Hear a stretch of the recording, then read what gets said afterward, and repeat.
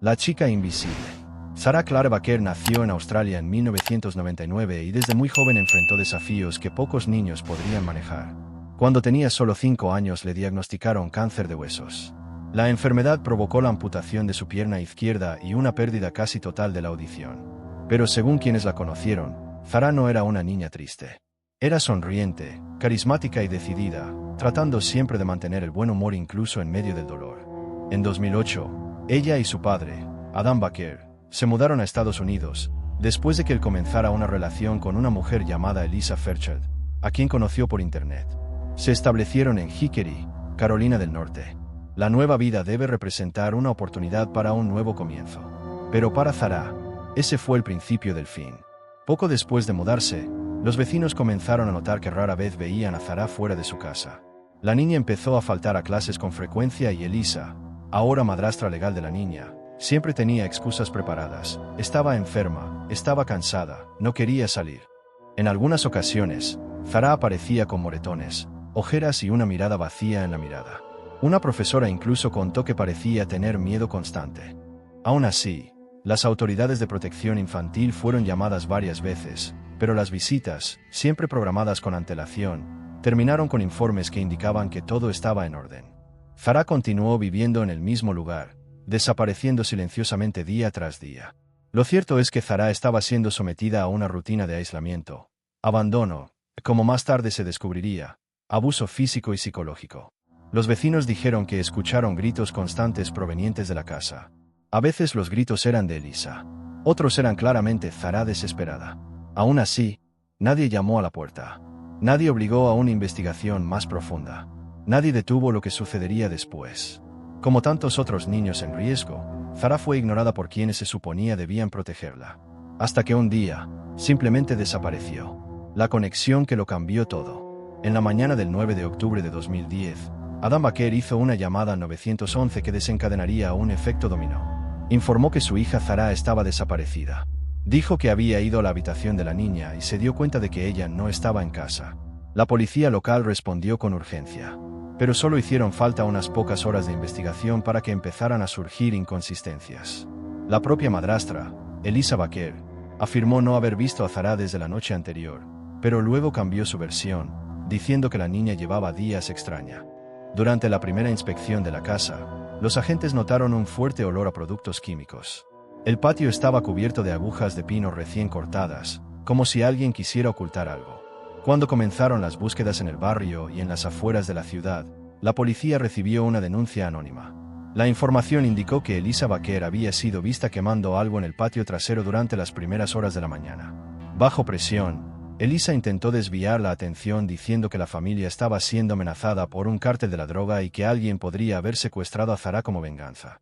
La historia no tenía ningún sentido. Cuando los investigadores revisaron las cámaras de seguridad de la zona, no había señales de que alguien entrara o saliera de la casa durante la noche. Unos días después, Elisa terminó siendo arrestada, pero no por la desaparición de su hijastra, sino por falsificación de documentos en otro caso. Con Elisa en la cárcel, el comportamiento de Adam Baker comenzó a levantar sospechas. En lugar de parecer desesperado, el padre de Sarah parecía tranquilo, casi apático. No participó activamente en las búsquedas ni interactuó con voluntarios. La policía comenzó entonces a considerar la posibilidad de que la desaparición de Sarah no fuera reciente, sino que hubiera estado muerta durante semanas, tal vez meses. Los investigadores accedieron a los registros escolares de la niña y descubrieron que ella no había sido vista en la escuela durante más de un mes. La desaparición, de hecho, se descubrió demasiado tarde. Mentiras sobre mentiras. A medida que pasaban los días sin señales de Sarah, los investigadores centraron su atención en el pasado de Elisa Baker. Y lo que encontraron fue un rastro de engaño, fraude y abuso. Elisa ya había sido acusada de agresión varias veces, incluso contra sus propios hijos de relaciones anteriores. Varias personas afirmaron que tenía mal carácter y que consumía drogas con frecuencia. Pero quizás lo más inquietante fueron las cartas encontradas en su casa, escritas con letra infantil y que se cree fueron escritas por Sarah, en las que la niña pedía perdón a su madrastra y prometía ser mejor. Posteriormente, los expertos determinaron que Elisa falsificó estas cartas para crear una imagen de que Sarah era problemática y desagradecida. Con acceso a la computadora de Elisa, la policía encontró búsquedas de cómo ocultar restos humanos y cómo disolver un cuerpo. Además, el teléfono de Elisa contenía mensajes que dejaban claros sus sentimientos de odio hacia Zara. Uno de ellos dijo: «No deja de mirarme con esa cara de asco. Juro que voy a acabar con esto». Estaba claro que Elisa había maltratado a la niña, pero hasta entonces nadie sabía con certeza si realmente había causado su muerte. Bajo presión, Elisa volvió a cambiar su versión. Dijo que Zara murió accidentalmente, y que ella simplemente entró en pánico y trató de ocultar el cuerpo para proteger a Adam. En este punto, la confianza entre todos los involucrados estaba en ruinas. Lo que más sorprendió a los investigadores fue el nivel de frialdad con que Elisa relató los hechos. En una de las entrevistas con la policía, ella se rió mientras decía que nunca le gustó ese mocoso. Ante esto y la total falta de colaboración del padre, la policía decidió realizar registros físicos en un terreno cercano a la residencia. Utilizaron perros rastreadores, excavadoras y drones. No se encontró nada en los primeros días. Pero entonces llegó la confesión. Elisa admitió haber desmembrado el cuerpo de Zara y distribuyó las piezas a varios lugares de Carolina del Norte. Y ahí fue cuando el horror tomó forma. El mapa del terror. Después de la impactante confesión de Elisa, los investigadores fueron conducidos a un denso bosque en el área del condado de Caldwell. Allí, bajo montones de hojas y ramas secas, encontraron la pierna protésica de Zara. Más adelante, enterrados a poca profundidad, se localizaron fragmentos de cuerpo, incluyendo un hueso del cráneo y vértebras infantiles. Los peritos confirmaron que pertenecían a la niña. Sin embargo, no había suficientes restos para determinar la causa de la muerte. El avanzado estado de descomposición y el tiempo transcurrido desde el día probable del crimen hicieron imposible saber si había sido envenenada, golpeada o asesinada de alguna otra forma. Y esa laguna legal fue utilizada por la defensa de Elisa para evitar una acusación de asesinato. El mapa proporcionado por Elisa incluía otros puntos. Un arroyo donde supuestamente desechaba partes pequeñas de su cuerpo y un bote de basura donde arrojaba bolsas de plástico que contenían ropa y materiales manchados. Sin embargo, no todo se recuperó. Parte de los restos de Zara nunca fue encontrado, y hasta el día de hoy se cree que pudo haber sido parcialmente incinerado. En uno de los lugares indicados por Elisa, los forenses encontraron restos de una fogata que contenían fragmentos de tejido y resina plástica, posiblemente parte de su prótesis, pero nada que pudiera usarse para construir un caso sólido de asesinato en primer grado. Durante la reconstrucción de los hechos, Elisa mantuvo una postura distante. Ella afirmó haber actuado sola, pero todas las circunstancias indicaban que Adam Baker sabía más de lo que decía. ¿Por qué tardó tanto en denunciar la desaparición? ¿Cómo es que no te diste cuenta de la ausencia de tu hija durante días? La respuesta oficial: trabajaba todo el día y confiaba en Elisa.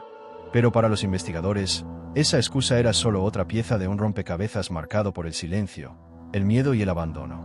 Zara murió una muerte cruel, desmembrada como basura, y ningún adulto en su vida, ni su padre, ni su madrastra, ni sus vecinos, ni el sistema, hizo nada para salvarla a tiempo. El padre que nunca explicó. Después del arresto de Elisa Baker y su confesión de haber abandonado el cuerpo, toda la atención se centró en su padre, Adam Baker. Siempre fue retratado como una figura pasiva en la historia, alguien que confiaba demasiado en su esposa y que no se daba cuenta de lo que le estaba sucediendo a su hija. Pero esa narrativa comenzó a desmoronarse. Durante los interrogatorios, Adam mostró una actitud emocionalmente distante y sus respuestas parecían ensayadas. Afirmó que no había visto a Zara desde hacía unos días, cuando en realidad la niña no había sido visto públicamente durante más de un mes.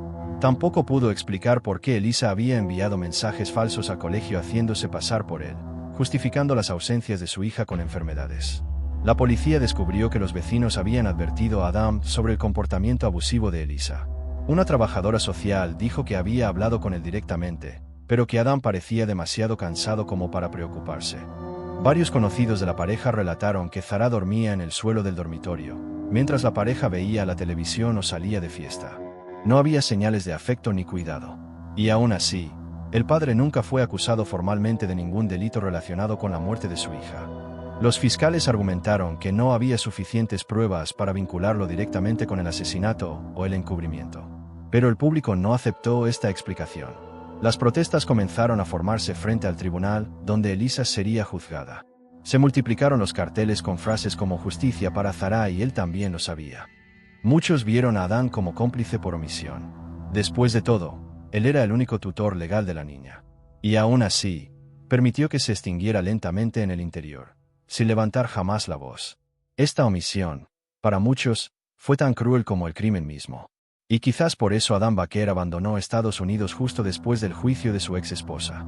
Regresó a Australia y desde entonces, nunca más volvía a hablar públicamente de Zara. La justicia que nunca llegó. En 2011, Elisa Baker fue condenado a entre 14 y 18 años de prisión, no por asesinato, sino por obstrucción a la justicia y ocultación de un cadáver. También recibió sentencias adicionales por falsificación y uso de documentos falsos, incluidos los boletos falsificados de Zara. Durante el juicio, la fiscalía dejó claro que no había pruebas suficientes para demostrar homicidio intencional, precisamente porque el cuerpo de la niña estaba demasiado fragmentado para identificar la causa de la muerte. La frustración fue inmediata. Para la opinión pública la sentencia fue una afrenta. Una mujer que admitió haber desmembrado a un niño, falsificado pruebas, mentido a la policía y manipulado al padre de la víctima, saldría de prisión en unos años. Aún más repugnante fue el hecho de que ningún agente del sistema de protección infantil fue sancionado. Incluso con registros de quejas anteriores, no se tomaron medidas efectivas. Varios trabajadores sociales afirmaron que no vieron señales directas de agresión y los informes finalmente fueron archivados. Las visitas programadas, el protocolo burocrático y la falta de coordinación entre escuelas, hospitales y servicios sociales permitieron que un niño fuera borrado delante de todos. El caso de Zara se convirtió en un símbolo del colapso institucional. La niña amputada, sorda, enferma y abandonada murió sin que nadie se diera cuenta, y cuando lo hicieron, fue demasiado tarde. Los medios locales intentaron seguir el caso en profundidad. Los programas de investigación han revelado detalles impactantes sobre el abuso rutinario. Se han publicado fotografías antiguas de Zara que muestran su brillante sonrisa en marcado contraste con el cruel destino que sufrió. Pero incluso con la protesta pública, no han surgido nuevos cargos contra Adam. El único castigo real recaía sobre los hombros de Elisa, e incluso ese castigo parecía demasiado pequeño comparado con la enormidad de lo que había hecho. Lo que quedó, al final, fue la sensación de que la justicia había fallado. Que Zara murió 2 veces, una cuando perdió la vida y otra cuando la verdad fue enterrada junto con su cuerpo. La chica que todos olvidaron. Después de terminado el juicio, el nombre de Zara Baker comenzó a desaparecer de las noticias, las redes sociales e incluso las conversaciones locales. La conmoción inicial dio paso al silencio. Ninguna plaza fue rebautizada en su honor. No se creó ninguna campaña nacional de protección infantil. Solo un pequeño monumento improvisado, hecho con animales de peluche y flores dejadas por los vecinos, sobrevivió algunas semanas en el terreno donde una vez estuvo su casa. Al poco tiempo, el monumento también desapareció. Era como si todos quisieran olvidar. Olvídate del dolor, olvida el horror, olvida que fallaron. Y olvidar, sobre todo, que la era real de Zara. Pero ella era real. Ella existió. Estaba en fotografías escolares, en registros médicos, en relatos de vecinos, en notas de trabajadores sociales que no actuaron. Sonrió con un diente torcido y una mirada que parecía buscar refugio, incluso sin palabras. Zara enfrentó un cáncer agresivo, perdió una pierna, perdió la audición, y aún así, intentó vivir. Hasta que, finalmente, él también perdió la vida. Nadie se dio cuenta a tiempo. Ella no fue asesinada en un momento de ira. Fue asesinado lentamente, por la negligencia, la indiferencia y el silencio de todos los que estaban a su alrededor. Su muerte fue colectiva. Mientras Elisa cumplía su condena, viejas entrevistas comenzaron a circular en foros de crímenes reales. En ellos, Adam Baker describió a Zara como una chica dulce pero difícil. La forma en que hablaba de su hija era extrañamente fría, como si estuviera hablando de cualquier otro niño. Lo más aterrador es que en ningún momento expresó dolor o arrepentimiento genuino. Solo justificaciones, negaciones e intentos de distanciarse de la tragedia. Fuentes cercanas afirman que nunca volvió a mencionar a Zara después de regresar a Australia. Fue como si la hubieran borrado de su biografía. Este borrado gradual de la memoria de Zara provocó indignación entre muchos de quienes siguieron el caso. Los activistas comenzaron a publicar su nombre en foros de discusión en línea, exigiendo más investigaciones. Pero sin un cuerpo completo, sin una confesión detallada, sin ninguna prueba más, el caso se daba por cerrado. La niña de la pierna mecánica, que sobrevivió al cáncer, que soportó en silencio todos los abusos, fue olvidada. Y este olvido, para muchos, es la parte más cruel de toda la historia. Las preguntas que nunca tuvieron respuesta. Incluso después de todos los testimonios, confesiones parciales y búsquedas exhaustivas, la muerte de Zara Baker sigue envuelta en preguntas que nunca han sido respondidas. La principal: ¿qué pasó exactamente el día que murió? Elisa asegura que la niña se enfermó y que ella y Adam no sabían qué hacer. Pero ninguna evidencia médica apoya esta versión. La hipótesis más aceptada entre los investigadores es que Zara sufrió un episodio de agresión fatal, posiblemente a golpes, seguido de la ocultación del cuerpo. La falta de partes del cuerpo y el deterioro de lo encontrado impiden cualquier conclusión científica definitiva. Otra pregunta que me atormenta: ¿por qué Elisa confesó? ¿Fue por culpa, una estrategia de defensa o porque sabía que el sistema no podía probar el asesinato? ¿Y por qué indicar la ubicación de los restos? ¿Sería una forma de manipular la narrativa y hacerla parecer colaborativa? Hasta el día de hoy, Elisa nunca ha dado un relato claro y detallado de lo sucedido. Sus versiones han cambiado decenas de veces. En una carta enviada desde la prisión, incluso afirmó que amaba a Zara y que todo fue un desafortunado accidente. En otra entrevista, dijo que la niña merecía disciplina. Sus palabras variaban según la audiencia, como si estuviera moldeando la verdad según el viento. Pero quizás el mayor agujero en la investigación rodea a Adam Baker. Juró que no sabía nada, que confiaba en Elisa, que solo quería proteger a Zara. Pero las fechas no coinciden. Los informes no coinciden y su total apatía ante la muerte de su hija permanece sin explicación. ¿Por qué no actuó? ¿Por qué dejaste que tu hija desapareciera lentamente sin intervenir? Estas preguntas resuenan hasta el día de hoy en blogs, podcasts e investigaciones independientes. La fiscalía decidió que no había suficientes pruebas para acusarlo. Pero para muchos, lo que faltaba no eran pruebas. Fue voluntad. El caso de Zara Baker revela lo peor de la condición humana. Una niña vulnerable. Un hogar que debería haberla protegido, un padre que decidió permanecer en silencio, una madrastra monstruosa, y todo un sistema que falló a cada paso. Puede que la verdad nunca se conozca por completo. Y quizá eso sea precisamente lo más doloroso. El legado que nadie quiso llevar. Con los medios de comunicación en silencio, la justicia cerrada y los implicados libres o encarcelados por delitos menores, solo queda el recuerdo distorsionado de Zara Baker. No hubo protestas nacionales ni leyes que llevaran su nombre. A diferencia de otros niños que fueron víctimas de negligencia y abuso, Zara no se convirtió en un símbolo de cambio. Ninguna autoridad quiso asumir la responsabilidad de lo ocurrido. La escuela culpó a los padres. Los servicios sociales culparon a los informes. La policía atribuyó el hecho a la falta de pruebas. Y el sistema siguió adelante. El único monumento creado oficialmente fue un banco que lleva su nombre, discretamente instalado en un parque local. Nada más. Incluso los fragmentos del cuerpo de Zara fueron tratados con frialdad. No hubo funeral público, no hubo homenaje oficial. Algunos de los restos fueron enterrados, sin ceremonia. La propia pierna protésica, un objeto que simbolizaba su lucha por la vida, fue entregada como evidencia a la policía y nunca más fue mencionada. Hasta el día de hoy, hay quienes se preguntan dónde están los huesos restantes, si fueron incinerados o escondidos para siempre. El silencio que rodea estas preguntas es un doloroso recordatorio de cómo la sociedad puede permanecer en silencio ante el crimen cuando la víctima no tiene voz, ni poder, ni nadie realmente de su lado. La frialdad del sistema fue acompañada por la omisión de la gente común. Vecinos, compañeros de clase, profesores, conocidos de la familia, todos vieron señales. Todos sabían que algo andaba mal. Y aún así, nadie forzó una investigación seria antes de que fuera demasiado tarde. No hubo esfuerzo colectivo. No hubo insistencia. El caso de Zara Baker no es solo un crimen. Se trata de la normalización de la violencia silenciosa contra los más vulnerables. Fue ignorada en vida, silenciada en la muerte y olvidada por la historia. Entonces, cuando se trata del legado, tal vez el verdadero legado de Zara sea la advertencia que ella representa. Un recordatorio incómodo de que hoy en día hay miles de otros niños que experimentan exactamente lo que ella experimentó. Aislamiento, miedo, abuso. Y la mayoría de ellos no serán rescatados.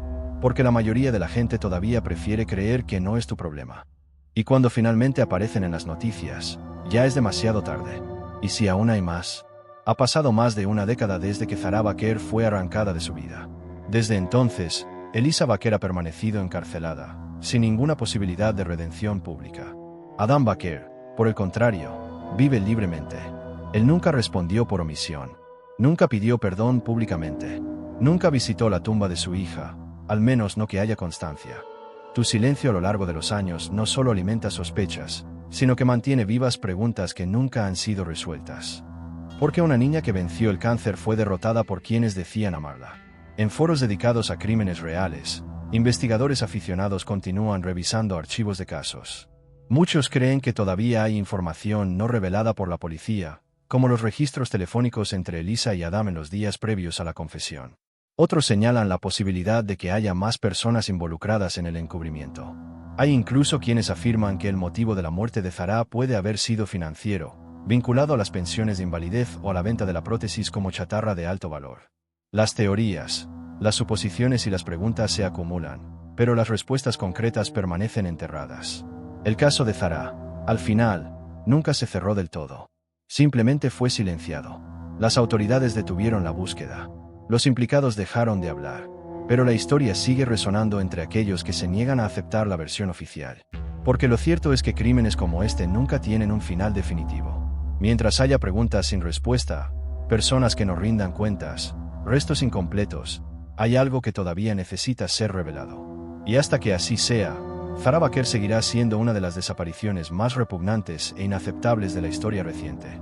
Si has llegado hasta aquí, piénsalo. ¿Cuántas otras Zahras están sufriendo ahora mismo? ¿Cuántos niños ya no asisten a la escuela y nadie pregunta por qué? ¿Cuántos vecinitos llevan semanas sin ser vistos y nadie llama a la puerta? El caso de Zahra es una herida abierta, un llamado a la conciencia y un grito que exige ser recordado. Porque existió. Y no fue casualidad.